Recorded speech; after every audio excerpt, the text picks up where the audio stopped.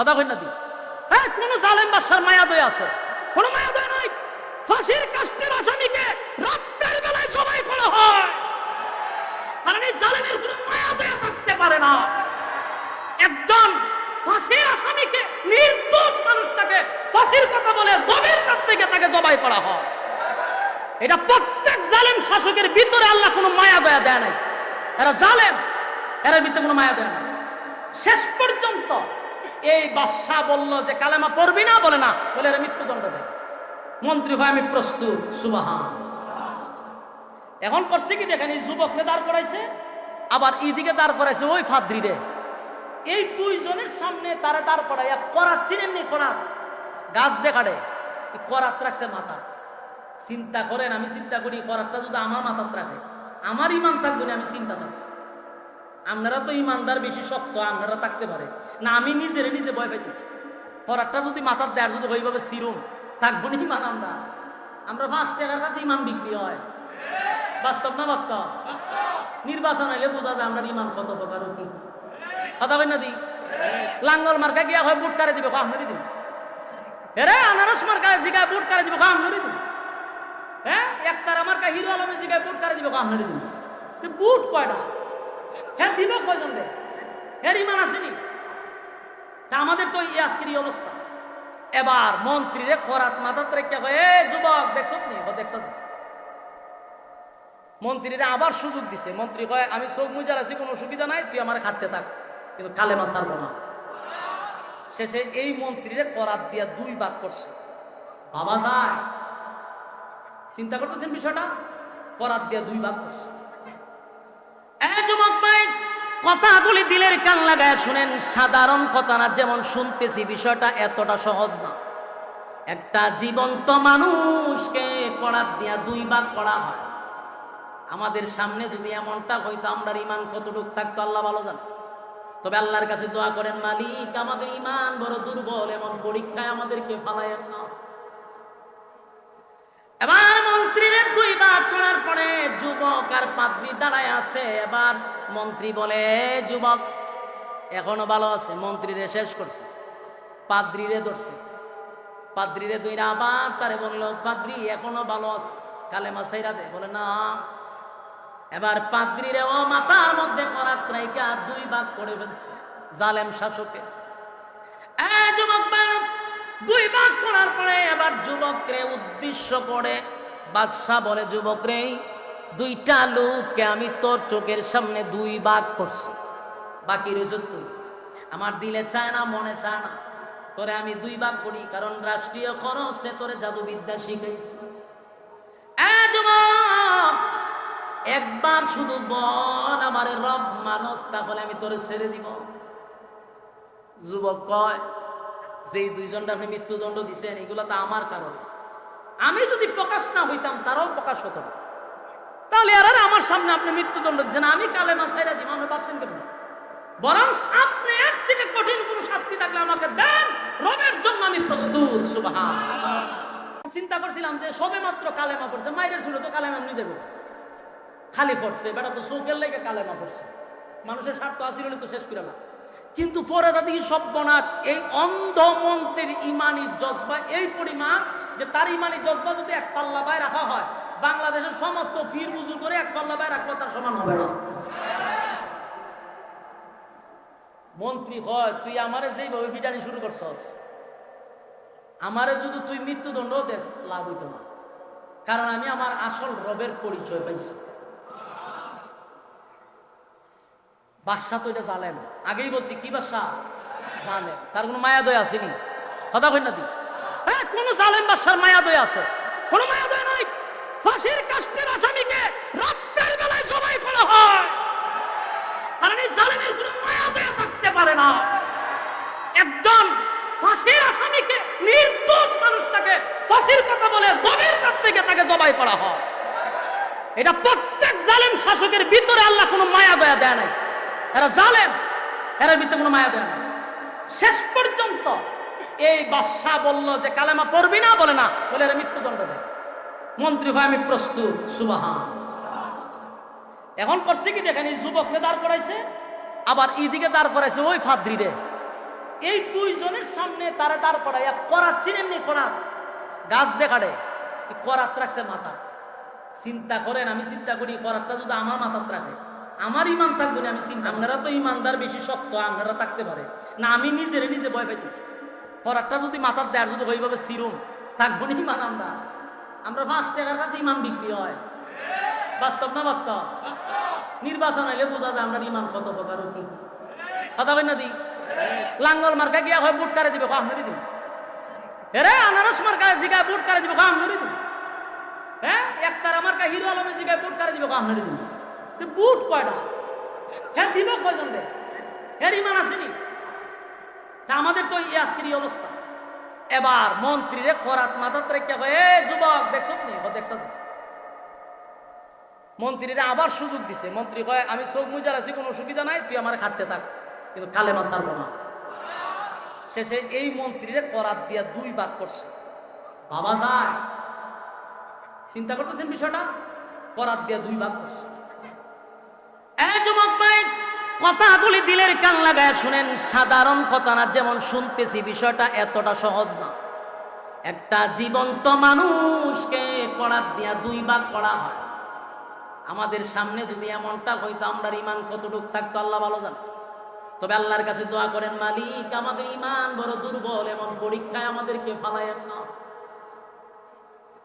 এবার মন্ত্রীর 2 ভাগ করার পরে যুবক আর পাদ্রী দাঁড়ায় আছে। এবার মন্ত্রী বলে, যুবক এখনো ভালো আছে। মন্ত্রীরে শেষ করছে, পাদ্রীরে ধরছে।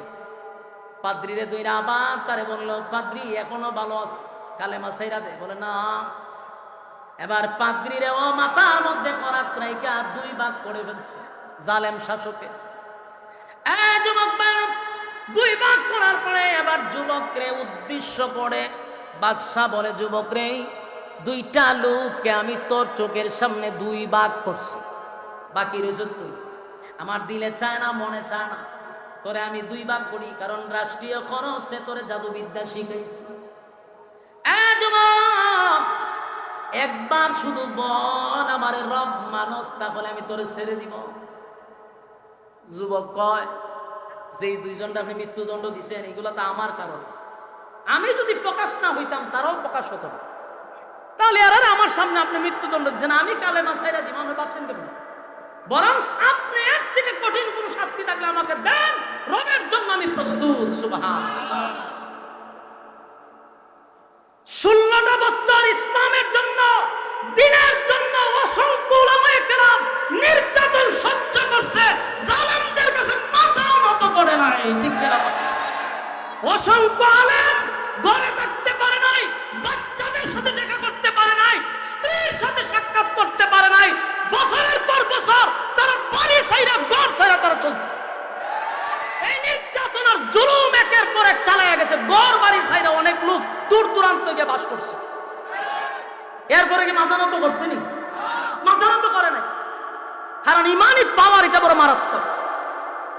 ইমানি পাওয়ার মারাত্মক। শেষ পর্যন্ত যুবক কয়, এর থেকে কোনো কঠিন শাস্তি থাকলে আমার দে। এবার বাদশা কয়, বুঝছি এমনই তো, তোর এর থেকে কঠিন শাস্তি দিব। এবার বাদশা সেনাবাহিনীর অর্ডার দিল, তার মুখ বাইদা, হাত বাইদা তার সাগরের মাঝখানে নিক্ষেপ করো, মাছে খাইয়া লইব, কেউ হইতে পারত না। এবার যুবকের হাত পা বাঁধছে, বাইদা সাগরের মাঝখানে নিয়ে গেছে। কিন্তু যুবক কি করছে? আল্লাহর কাছে দোয়া করছে, আল্লাহ বাদশারে আমার কিছু খেলা দেখানি দরকার, আপনি আমারে বাঁচায় রাখেন, এরারে ধ্বংস করে। যুবকের দোয়া কবুল। সেনাবাহিনী সব পানির তলে, ঝড় তুফানে সব শেষ। যুবক নদীর পারে আইসা বাদশার কাছে আবার যাওয়া শুরু করছে। গিয়া বাদশার সামনে গিয়ে দাঁড়াইছে। দাঁড়ায় কয়, বাদশা কি খবর? বাদশা কয়, ঘটনা কি? আমার বাহিনী কই? বলে, বাহিনী সব সাগরের ভারো শেষ। তুই আইলি কেমন? আমার রব আমারে বাঁচাচ্ছে। বাদশা তো আতঙ্কে, ঘটনা কি রে? বাহিনী প্রশিক্ষণ প্রাপ্ত বাহিনী পাঠালে, হেরা মারা যায়, হে জীবিত আমার জিগায় বালানি। বাদশা কয়, এখন করুন। হ্যাঁ, আরো কিছু বাহিনীরে ডাক দিছে, হারুই না মারি না সব সহ। এরপরে সবজি ডাকাই না, কয় হ্যাঁ এক কাজ কর, উঁচু পাহাড়ের উপরে দাঁড় করাইবি, আর মানুষ তারে দেখবে, তারে কিভাবে শাস্তি দিতেছে। ওই পাথরের মধ্যে ফেলাই দিবি, মারা যাবে, সবাই দেখিয়া ভয় পাইবে। যুবকরা আবার হাত পা বাঁধছে। বাইদা সাগ ওই পাহাড়ের উঁচু টিলাত নিয়ে ধাক্কা দিয়ে ফালাইবে। যুবক কয় আল্লাহ আপনি আমার একটু বাঁচান, হেরারে ধ্বংস করেন, বাদশারে কিছু খেলা দেয়নি দরকার। সাথে সাথে জ্বর তুফান আইসা ওই বাহিনী সব শেষ। যুবক আবার বাদশার সামনে আইসা জিগায়, বাদশা কি খবর? বাদশাহ তো অবাক হয়ে গেছে, ঘটনা কিরে আমার বাহিনী কই? বাহিনী সব শেষ। বাদশাহ আবার চিন্তা করেছে যে এইভাবে যদি বাহিনী পাঠায় সে তো মরে না, মরে তো আমার বাহিনী, দেশ তো বাহিনী শূন্য হয়ে যাবো। এবার বাদশাহ গিয়া ভাই তুই যা শুরু করছস দেশের বাহিনী থাকতো না, তুই থাকবে। এখন আমারে তোরে কিভাবে আমি হত্যা করব? যুবক কয় আমারে হত্যা করা কি তোর বেশি দরকার? বলে হ। বলে কারণটা কি? বলে কারণ হলো তুই যদি বেঁচে থাকস, তাহলে ক্ষুধা দাবি করতে পারবো না, দেশের মানুষ আমার বন্দামি প্রকাশ পাইয়া লইব, তাই আমি চাই না তোরা রাখতে। কতক্ষণ ঠিক? এই জালেম শাসক এই যুবককে রাখতে চায় না। প্রত্যেকটা জালেম শাসক যখন দেখে যারা ইসলামের পক্ষে কথা বলে, আল্লাহর দ্বীনের কথা বলে, তাদেরকে বিভিন্ন সময় দেখছেন না ফাজাইলে আমল মসজিদও করে ইনি সামনে রেখে জঙ্গি জঙ্গি। এই নাটক যে মানুষ কত দেখা দেখছে, এই নাটক আর চলে না। ফাজাইলে আমল মসজিদে মুরব্বীরা পড়ে, এটা কোনো ক্লাসের কোনো কিতাবও না। ইনি সামনে তুললে ছবি তুললে পর জঙ্গি কিতাব পাওয়া গেছে। যে ভার্সিটির ছেলেটার মুখে দাঁড়িয়ে এটার জঙ্গি। কারণ এই ছাত্রগুলা যদি আস্তে আস্তে দিন শিখে তাহলে নেক্সট জেনারেশন এই জালেমকে আর মানবে না, এটা বুঝতে পারছে। যুবক কয় ঠিক আছে, আমার যেহেতু তুই মারতেই চাস তাহলে তুই নিজে নিজে মারতে পারবি না, আমার সিস্টেমে আমি যেভাবে বলবো ওইভাবে যদি মারতে পারস তাহলে আমি মরব। বাদশা কয় যেমনে কইবি এমনি শুনতে রাজি, কিন্তু তোরে মারণ লাগবো। এবার যুবক বলল যে ঠিক আছে, তোর দেশের যত জনগণ আছে সবাই এক জায়গায় জমা করবি, আমার একটা উঁচা জায়গায় দাঁড় করাবি, একটা তীর লই আমার রবের নাম নিয়ে তীরটা মারবি, আমি মারা যাব। কিন্তু শর্ত হইল দশের একটা জনগণ যেন বড় না থাকে। বাদশা কয় বাইরে যাবে বাফারি খাই নইলে আমার সব জনগণ এক জায়গায় জমা করছে। যুবককে একটা উঁচু জায়গায় দাঁড় করাইছে, দাঁড় করানোর পরে যুবক রে জুড়ে কইস আমার রবের নামটা।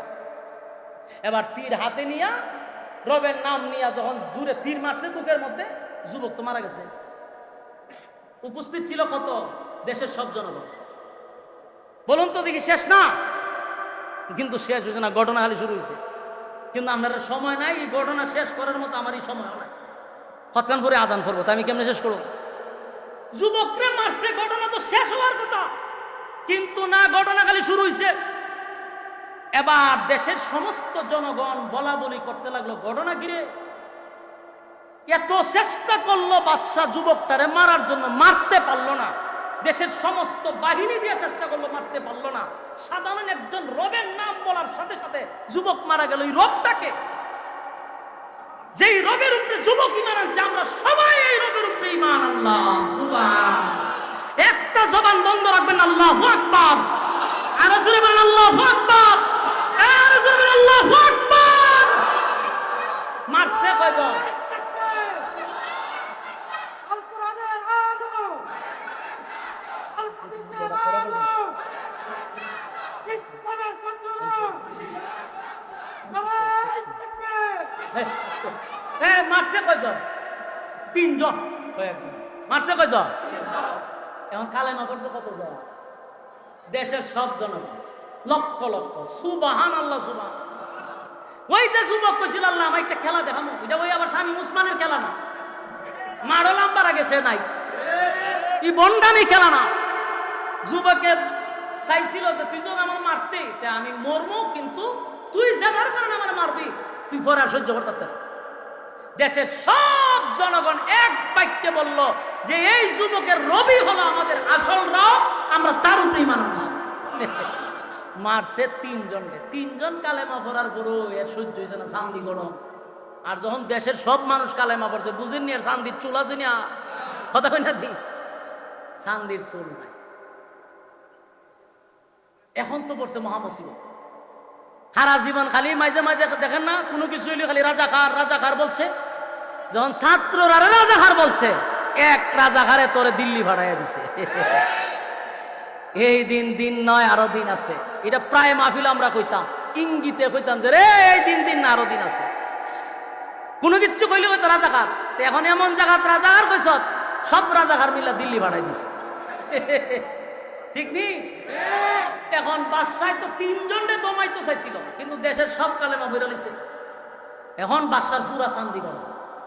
এখন বাদশা কয়, রে কালেমা পড়ার কারণে 3 জনকে হত্যা করছি, তোদেরকেও ধ্বংস করবো, এখনো ভালো আছে, আবার আমার রব। জালেম কি জালেম? এই জালেম সাধারণ জালেম না, এটা ভয়ঙ্কর জালেম। যেই জালেমের ব্যাপারে আল্লাহ সূরা বুরুজ নাযিল করছে, বিষয়টা বুঝতেছেন তো? এই জালেম তো সাধারণ জালেম। এ চিন্তা করছে দেশের সব কালেমা করছে, বলে হ আমি সব মেরালাম। কথা কি বুঝতেছেন? চিন্তা করে ক্ষমতায় টিকে থাকার জন্য দেশের সব জনগণ যদি মারতে চাইতো, সব মেরা লইলে। সময় পাইলে কয়েক লক্ষ মারা সিদ্ধান্ত নিছিল, কয়েক লক্ষ মারা। তারপরে গতি টিকায় রাখার চেষ্টা করছে। কারণ জালেমরা কোন সময় গতি ছাড়তে চায় না, কারণ এরা জানে যদি গতি ছাড়ি ফায়ার নিচে মানি নাই। এই জন্য চাইছিল থাকতো, কিন্তু সেনাবাহিনী যখন পোল্টি মারছে তখন দেয়া প্রয়োজন নাই। নাইলে চাইছিল, অর্ডার দিছিল যে মারতে থাক, খালি ফাঁকির মতো মারতে থাক, আমি তো দেশ চালাইতেছি না, আমার বাপের প্রতি সুদ নিতে হয়েছে। ঠিক নেই? এখন ফারছে না। এই বাদশাহ হয় আমি দেশের সব মারলাম, ক্ষমতা ছাড়তাম না। এরপরে বাদশাহ কিভাবে মারবে? বিশাল এরিয়া নিয়ে একটা গর্ত করছে। পাইছেননি গর্ত? কথা মনে বুঝেন নাই? কুতিলা আসহাবুল উখদুদ। আল্লাহ রাব্বুল আলামিন একটা দুইটা নয় 4টা কসম কাটছে। ওয়াস-সামাই যাতিল বুরুজ ওয়াল ইয়াউমিল মাউউদ ওয়া শাহিদিন ওয়া মাশহুদ। 4 কসম কেটে বলেন কুতিলা আসহাবুল উখদুদ, গর্ত খননকারীর উপরে আমি আল্লাহর অভিশাপ। বলুন তো গর্ত আসছেনি? এই হলো গর্তের কাহিনী। এই জালেম বাদশা বিশাল এরিয়া লইয়া একটা গর্ত খনন করছে। গর্ত খনন করিয়া অর্ডার দিছে, গর্তের মধ্যে আগুন ধরায়া দাও, গর্তের মধ্যে আগুন ধরায়া দাও। এবার বলুন তো দেখি আগুন পাইছেন? আন্নারি যাতিল ওয়াকুদ, গর্তের ভিতরে দাউ দাউ করে আগুন জ্বলছিল। ইয়াদ আসেনি? হ্যাঁ, কথা বললেন। আমি কই কি আর আমার এরা কই? ওই জন্য বলছি প্রথম ভূমিকা মনোযোগ দিয়ে শোনা দরকার। প্রথম বলছিলাম না যে গর্তের ভিতরে আগুন ধরাইছে। আন্নারি যাতিল ওয়াকুদ, গর্তের ভিতরে দাউ দাউ করে আগুন জ্বলতেছিল। বাদশার অর্ডার, গর্তে আগুন ধরায় দাও। গর্তে আগুন ধরায়া দিছে। এরপরে গর্তের ভিতরে দাউ দাউ করে আগুন জ্বলতেছিল। আন্নারি যাতিল ওয়াকুদ, গর্তের ভিতরে দাউ দাউ করে আগুন জ্বলছিল। বাদশার অর্ডার হলো, যারা আমার রব মানবে না সবাই রে আগুনের মধ্যে নিক্ষেপ করো। আমার প্রয়োজনে দেশের সব জনগণকে আগুনে জ্বালাইয়া আমি হত্যা করব, তারপরও গদি ছাড়ব না। এবার আগুন ধরাইয়া দিল। মানুষগুলাকে দইরা দইরা দইরা দইরা আগুনের মধ্যে নিক্ষেপ করতে লাগলো। মানুষ ইমানের সাথে মুস্কি হাসি দিয়ে আগুনে নিক্ষেপ হইতেছিল। আর আল্লাহ রাব্বুল আলামিন বলেন, আন্নারি যাতিল ওয়াকুদ ইযহুব মা'দাইহা কুউদ। গর্তের কিনারায় বসে বসে কিছু মানুষ এই দৃশ্যগুলা দেখতেছিল। কি দেখতেছিল? মুমিনদেরকে যখন আগুনের মধ্যে নিক্ষেপ করে, তারা গর্তের ভিতর সামনে বৈশা মদ্যপান করতেছিল আর হাসি তামসা করতেছিল। একের পর এক একের পর এক সব মানুষগুলাকে দইরা যখন আগুনের মধ্যে নিক্ষেপ করতে লাগলো, সব মানুষকে যখন আগুনে পোড়ায়া দিল, হঠাৎ করে বাদশা তাকায়া দেখে একটা মহিলা দুধের একটা বাচ্চা লইয়া চোখের পানিগুলা ছেড়ে দিয়া কান্দে আর আগুনের দিকে তাকায় আছে।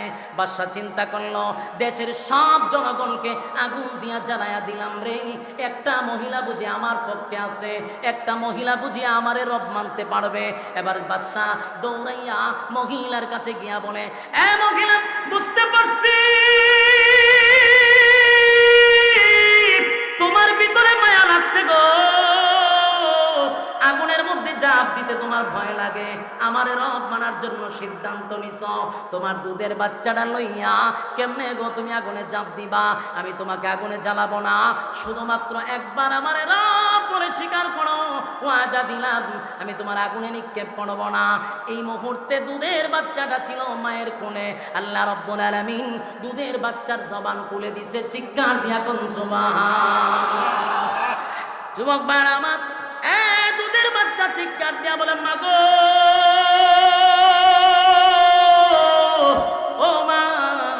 সাবধান সাবধান, জালেম শাসকের কথা শুনবা না। এতগুলা মানুষ ইমান লইয়া আগুনের ভিতরে জাপ দিছে গো মা, আমার চিন্তা করা লাগবে না, ওয়াদা দিলাম গো মা, আমি আমার চক্ষু দিয়া দেখতেছি আগুনে পড়তে দেরি, আল্লাহর তরি জান্নাতে যাইতে দেরি নাই। এই একটা জবান বন্ধ রাখবেন না, জোরে কোন আল্লাহু আকবার। এই আরো জোরে কোন আল্লাহু আকবার। এই ইমানের আওয়াজ দিয়ে বলেন আল্লাহু আকবার। এই মহিলা তাকায়া দেখে দুধের বাচ্চা কথা বলতে পারে না, এই বাচ্চা মার সঙ্গে অনর্গল কথা বলতেছিল। মা তাকায় আছে বাচ্চার দিকে, এত ছোট বাচ্চা কেন রে কথা বলে, বোঝার বাকি নাই। শিশু বাচ্চা বলে, মা গো আমারে আগুনে আগে ফলাইয়া দাও, আমি আগে জান্নাতে যেতে চাই। মা বাচ্চার কথা শুই না, আগুনের মধ্যে বাচ্চাটাকে ফলাইয়া দিল। বাচ্চা আগুনের ভিতরে পড়ে, মাকে বলে, মা দেরি করার সুযোগ নাই, দেরি করার সুযোগ নাই। এবার মহিলাটাও জালেম বাদশার সামনে আগুনে লাফ দিয়া পড়ে গেছে। জুড়ে কোন সুবহান। আন্নারি জাতিল ওয়াকুদ, গর্তের ভিতরে দাও দাও দাও দাও করে আগুন জ্বলছিল। ইজুহুব মালাইহা কুউদ, গর্তের কিনারায় বসে বসে কিছু বেঈমানরা আনন্দ উল্লাস করতেছিল, মদ্যপান করতেছিল। মুমিন নারী পুরুষ তাদেরকে আগুনে জ্বালানো হয়, আর কিছু বেঈমানগুলি বৈশা বৈশা টিটকারি মস্কারি করে। এই যুবক ভাইরা, উলামায়ে কেরামদেরকে যখন ফাঁসির কাস্তে ঝুলানো হয়, উলামায়ে কেরামদের যখন গুম আর হত্যা করা হয়, তখন তাদের চামচাগুলি আনন্দ মিছিল করছে, মিষ্টি বিতরণ করছে। এরা আর ওই ইউসুফ জুনাওয়াজের জালেমদের মধ্যে কোনো ব্যবধান নেই। আল্লাহ বলেন, আন্নারি জাতিল ওয়াকুদ ইজহুম আলাইহা কুউদ ওয়া হুম আলা মা ইয়াফআলুনা বিল মুমিনিনা শুহুদ। মুমিনদের কোনো অপরাধ ছিল না, একটাই তো অপরাধ, তারা আমি আল্লাহর উপরে ঈমান আনছে। এই জালেম বাচ্চা তাদেরকে উপরে নির্যাতন শুরু করছে। আল্লাহ বলেন, আমিও তাদেরকে ধ্বংস করে দেই। হঠাৎ করে সব মানুষ যখন ঈমান লইয়া আগুনে ঝাঁপ দিল, আল্লাহ রাব্বুল আলামিন এমন ঝড় তুফান দিল, যে ঝড় তুফানে বাদশা সহ তার বাহিনী সহ সবাইকে আমার আল্লাহ আগুন দিয়া জ্বালায়া দিছে। সাহাবায়ে কেরামরা যখন নির্যাতিত, আল্লাহর নবীর কাছে এসে বলে, নবী গো আল্লাহর কাছে বলেন না আমাদেরকে যেন আসমানি সাহায্য করে। আল্লাহ রাব্বুল আলামিন এই ঘটনার কেন্দ্র করিয়া সূরা বুরুজ আল্লাহ নাজিল করে, রাসূলের সাহাবীদেরকে সান্ত্বনা দেয়।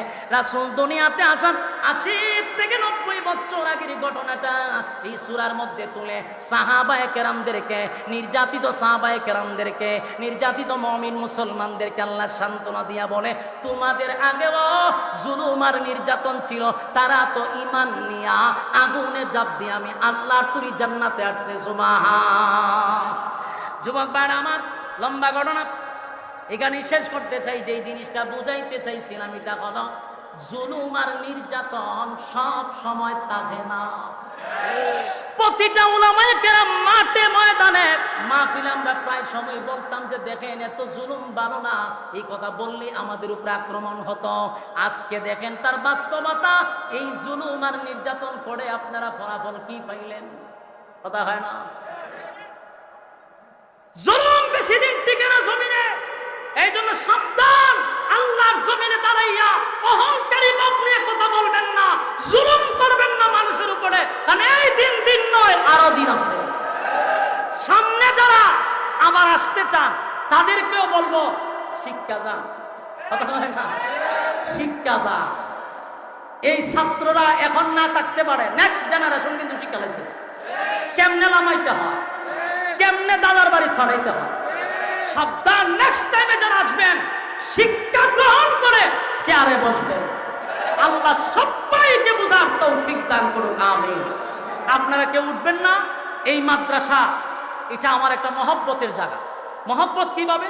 এই মাদ্রাসায় আমি অনেক দিন এখানে থেকে গেছি। আপনাদের মাদ্রাসার যিনি মুহতামিম সাহেব, আমার বাল্যবেলার বন্ধু হাফেজ সাব্বির আহমদ উসমানী সাহেব, বাল্যবেলার বন্ধু। এই সুবাদে এখানে তো আসছি, থেকে গেছি।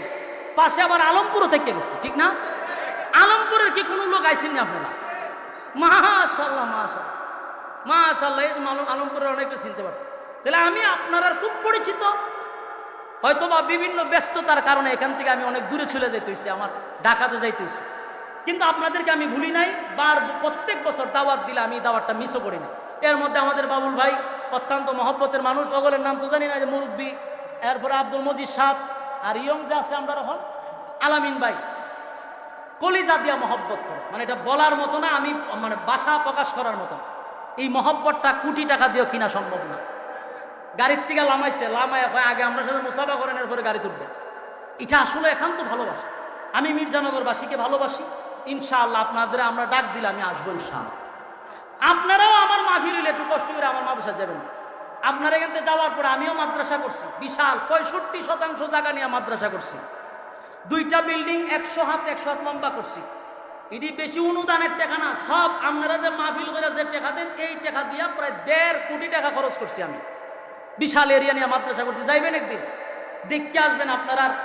মাদ্রাসা এটা আমার এলাকায় করছি, আপনারা যাবেন। আমিও যেমন মির্জানগর আসি, আপনারাও যাইবেন ইনশাআল্লাহ। এখন যে কথা হইলো, এটা হলো আজকের যে আয়োজনটা, এটা হলো হাফেজ ছাত্রদের পাগড়ি প্রধান উপলক্ষে আজকে মাহফিলটা।